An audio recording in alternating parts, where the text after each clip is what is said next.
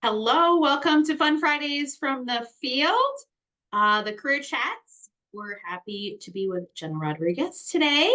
So these are part of Northeast Iowa Community College's College and Career Connection.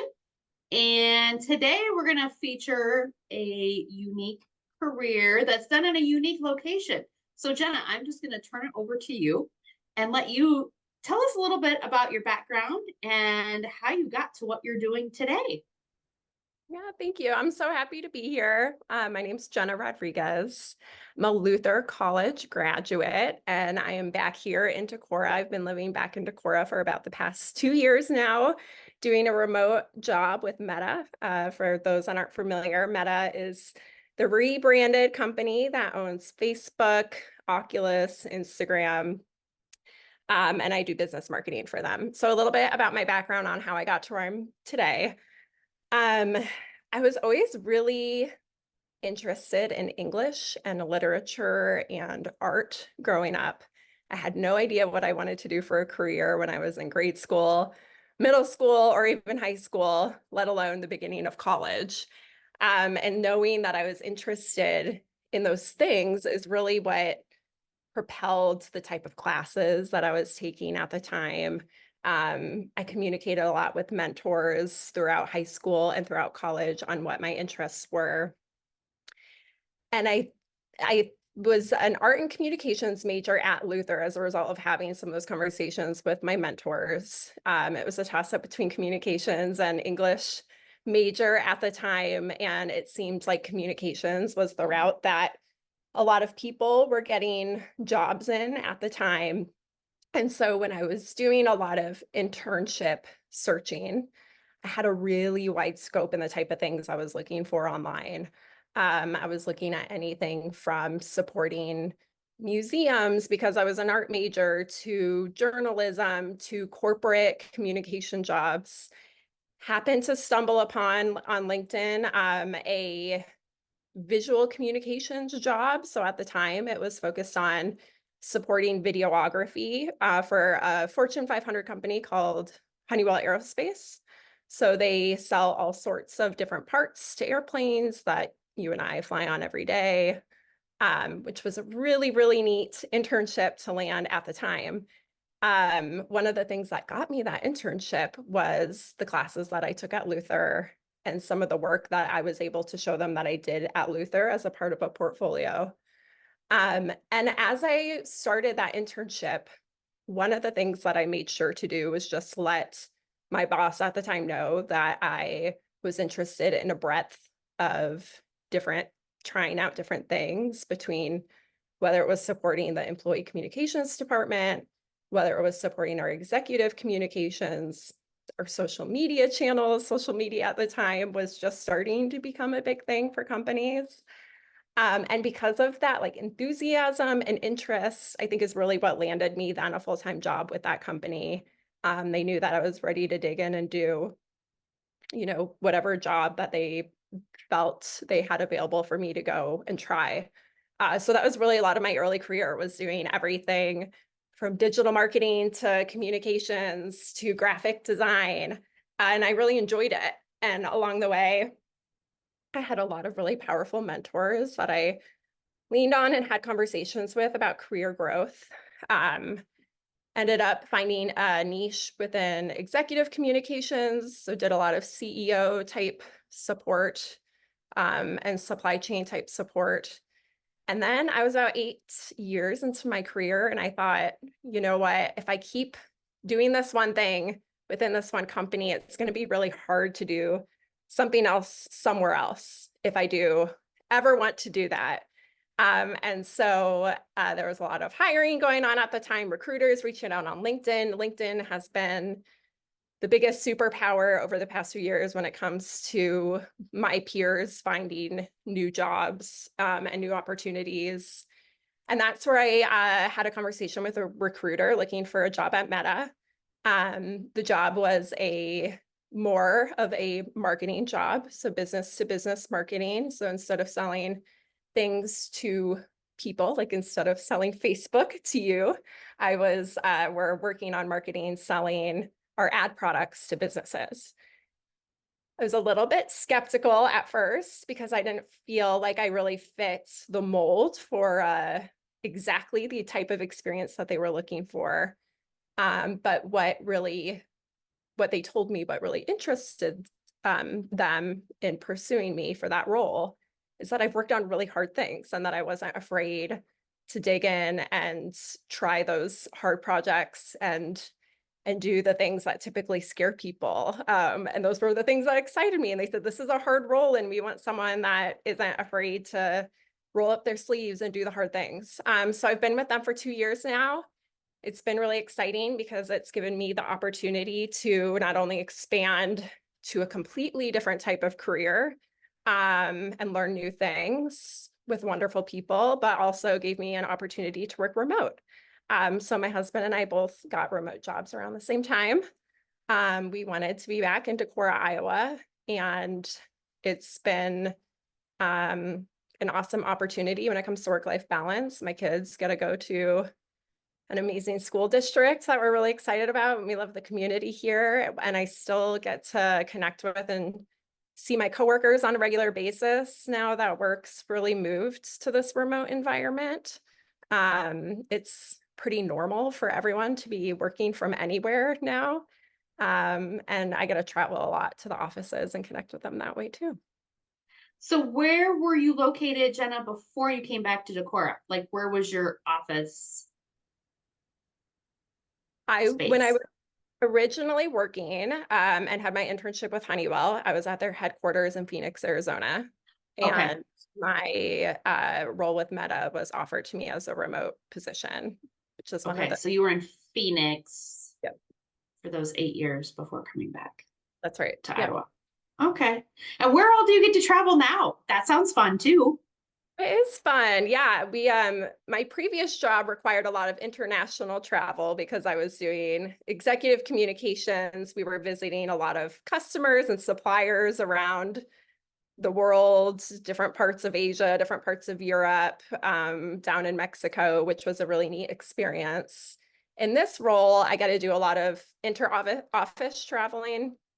So we have a big office in New York, San Francisco, Chicago are the three that I get to travel to the most now. All right. So environment is one of the questions on our worksheet. And I think you've answered a lot of that. Is there anything else you want to add about environment for working now, or how maybe you make your home office space a place you really can be productive? Because I know some people maybe would thrive in that, and some people are like, oh no.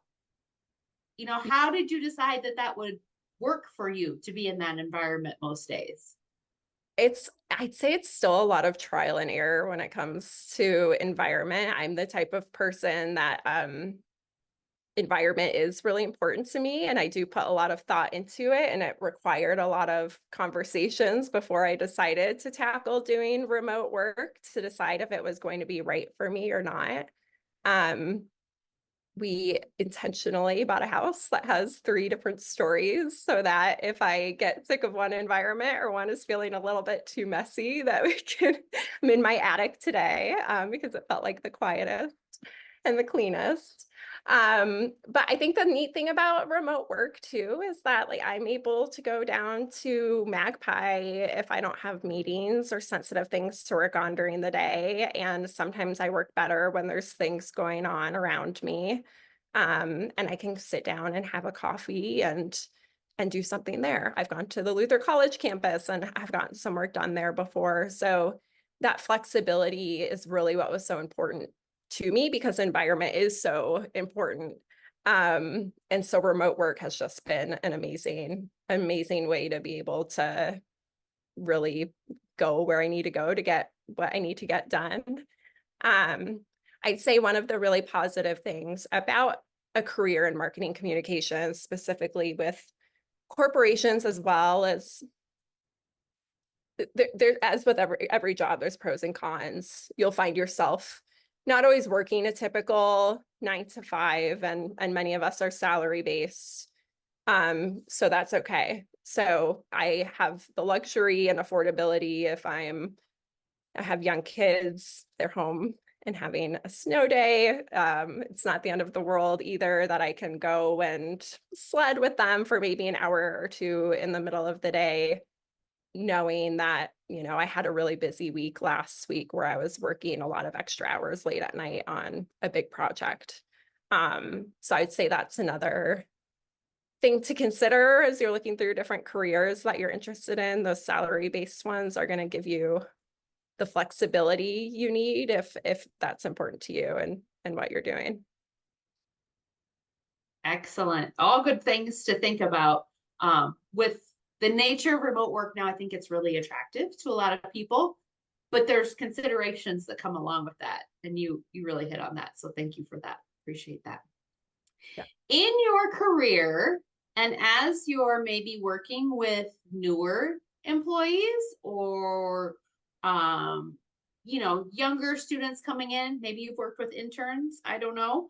Yeah. What are employability skills that you really want entry level people to come in already having and really being prepared with those employability skills?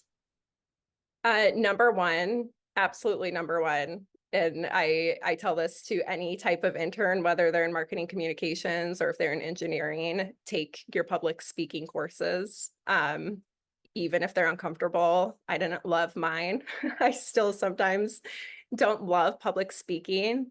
But it's so important to have those public speaking skills, not just for interviews and not just for presentations, even in your one-to-one day-to-day interactions with the people that you work with, especially in a corporate environment. Sometimes you're competing for people's time.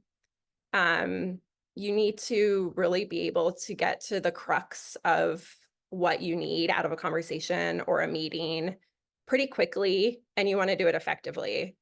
And your ability to deliver on that communication style plays a huge role in people's perception of you at work and first impressions. Obviously, when you build relationships, then that skill set doesn't become as important, but it really opens a lot of doors in the beginning very quickly. I'd also say this is a softer skill and might go hand in hand with what I just said. Having the confidence to not be afraid to boost yourself up and be your own cheerleader in the workplace. I mentioned that I was able to get that first internship because of the portfolio of things that I did at Luther. But I also did an interview where I was very clear about the big role that I played in getting some of those projects done, even though they were done in collaboration with other people. You should always be your biggest cheerleader and never undermine the role that you play in anything that you do. I tend to be a bit more shy, a bit more modest when it comes to my work. And that was something that I got a lot of feedback on early in my career, that if I worked on that, it was going to help propel my opportunity to take on different jobs within the company if I wanted to. So that's been a big thing that I personally have had to work on and has paid off for me to work on that as well. Great advice. That is really difficult. I know when we do mock interviews with students, sometimes you really have to pull out, like, brag about yourself a little bit. You've done these great things, and they are very modest. So I think that's a great point to make. Like, you're doing good things.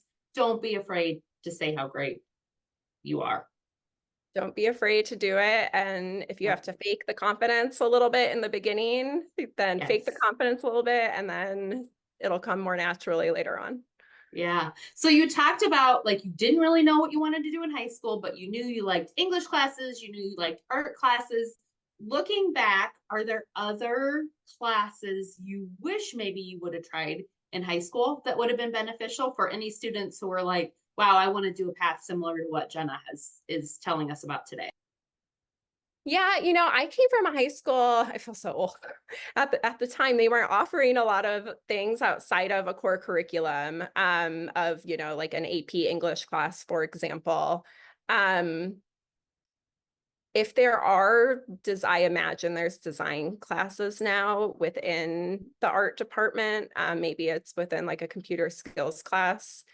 If you are interested in communications and marketing whatsoever, I absolutely advocate for you to be learning like the Adobe suite of products, Photoshop, and things like that. That's kind of a if you have that skill set, you're gonna be one step above someone else that's interested or applying for an entry-level job in marketing and communications.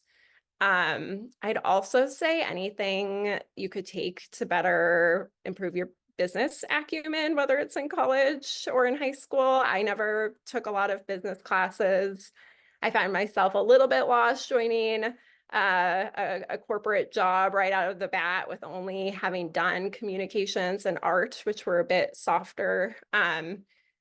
Communications and art were really the type of like classes that led me to have those critical thinking skills, which I would argue are probably the single most important thing to be preparing for in this type of field. But definitely anything more you could do for some of those other skill sets, again, graphic design or business acumen of any sort. And you might find those within art or business too, depending on your high school and how that is structured and and there might be a little overlap, but do it all if you have the Absolutely. time, right? Absolutely. Yeah, I didn't love learning Photoshop. Kudos to those of you that do. It's a lot of hard work, but holy smokes, it pays off to put in a little bit of time to know it. That is good to know. Okay, we've talked about you have a 4-year degree. Yep. Um, would that be required for this field? What would be the different education pathways that you might be able to pursue to get into something with marketing communications? I'd say the bulk of folks that are doing marketing and communications have 4-year degrees, whether it's in business, communications, or some other field that's tangential. Marketing is a major you can take on now. I do know people that have gotten into the field with a 2-year degree or have been in the midst of their degrees. Those are the people that have been able to, they've had big portfolios of work. They've rolled up their sleeves and have done really neat things on their own. There's a lot of people that get into freelancing when it comes to marketing, design, freelancing. And when you can prove that you can be successful doing these things, despite not yet having a degree, you can still get your foot in the door in a lot of these places. A lot of them will require that you are in the middle of it, a 4-year degree, and that you do eventually finish it. And a lot of my peers have their MBAs as well. It's not something that I have felt has been career limiting if you decide not to. I personally don't think that I wouldn't advise jumping into a MBA right after a 4-year degree in the marketing and communications field. I think it's more important to go get the on-field experience before you decide if that's something you want to do or not. But that's the breadth of experience that I typically see for roles like this. It's important to note from your experience that internship was key. So students out there, do not underestimate the power of work-based learning experiences, whether that's starting out by going on a tour of a business that interests you, moving on to a job shadow, maybe that leads to an internship or a project for them. But you hear a lot of stories where, yeah, I started as an intern and it turned into this, and then I was able to go on and do this. I don't know if you have any more words of wisdom for that, Jenna, but I think that's a really important thing for students to understand. That is the number one thing that I tell any student, is to be looking at those internship opportunities, not only because that's going to be one of the biggest things that are going to put your resume above others for when you're applying for entry-level positions, but also because it gives you a really good understanding of what you like and what you don't like. There are so many jobs you could take on in the marketing and communications field. My peers have gone on to do such a variety of things. Some love the corporate environment. Some are really happy doing their own freelancing and owning their own businesses right now. But it takes some time to figure out what you like. And so doing that is important for a number of reasons. Absolutely. Okay, I have two final questions, and you've kind of hit on what you do like in your career, but maybe anything you dislike. And then I think maybe we'll dive into a video you produced, if that's okay with you. And if you have any final words as well, along with the things you really like, the things you don't like, final words of wisdom for students, and we can dive into that video if that's okay with you, Jenna. Yeah, absolutely. It truly is challenging to think of things that I don't like when it comes to my career. I'd say when it comes to remote work in general, something that is always going to be a challenge is creating boundaries. There is an infinite amount of work I could do. So it's been really important and challenging for me to figure out how to prioritize what's going to be the most impactful work for me in my career, while also making sure that I'm keeping that work-life balance. I'd say that's definitely the most challenging part, is just figuring out how to do that and how to, again, make sure you're focused on the biggest, highest priority work, because a job in communications and marketing requires a lot of autonomy. There's not someone telling me what I need to do every single hour of the day. It's a lot of me figuring out what I need to do to help meet our business goals. And I just say to kick off the video, I thought it'd be fun to share this. This is something that I did mid-career alongside a really talented video company that helped us at Honeywell Aerospace. And I think it's a really neat mix between the art of communications and marketing, and like the emotion that something like that can help provoke, as well as like there's a lot of project management that went into this, and we used it in a lot of marketing campaigns that drove a lot of business results. So I thought it would be a neat way to show you the breadth of different fun things that you get to work on in a career like this. Well, thank you for joining us today, Jenna. We're excited that you were able to share so much interesting information, not only about marketing communication, but being a remote employee, which is really top of mind for a lot of students today. So thank you. We appreciate your time. Thank you so much.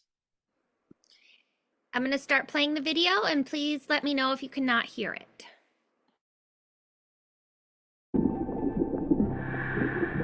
When I'm scuba diving, I hear my breath and the bubbles and just water moving all around me.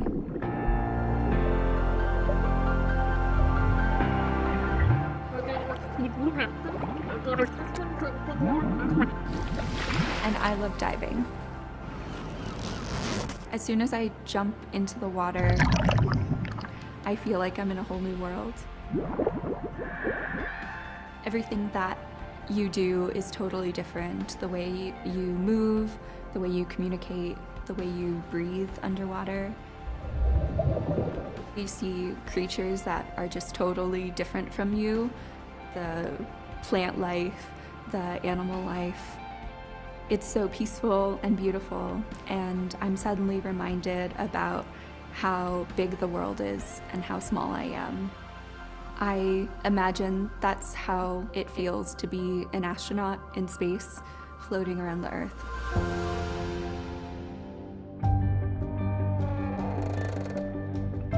I started out at Honeywell as an intern. It was during that internship that I realized that I wanted to work in space. Honeywell has been a part of 100% of human space missions since Mercury. In 1969, Honeywell helped put the first humans on the moon. 1990, Hubble Space Telescope. 2006, International Space Station completed. And next, humans go to Mars. After the internship, I got a full-time offer from Honeywell. We might have more heat during some points and less heat during another. She was going to get a boring job, so I stopped her from getting the boring job and said, "Oh, I have a job for you to do."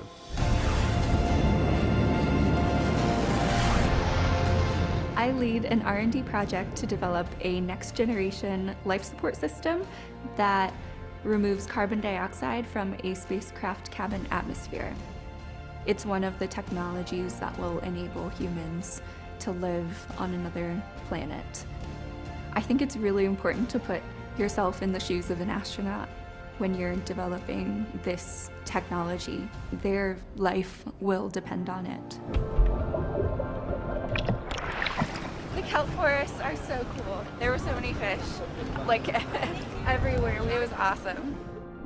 It's fun to watch someone grow and reach their potential. She's an exceptional person, and she's a very good engineer. I think she will eventually solve the CO2 removal system problem. Sometimes when I'm underwater, I just think about the way that I'm moving, and it reminds me a lot of how I think I would feel if I ever went to space. I feel really lucky to have fallen into a career that I love immediately, and I feel really proud to be able to work on technology that will one day go into space.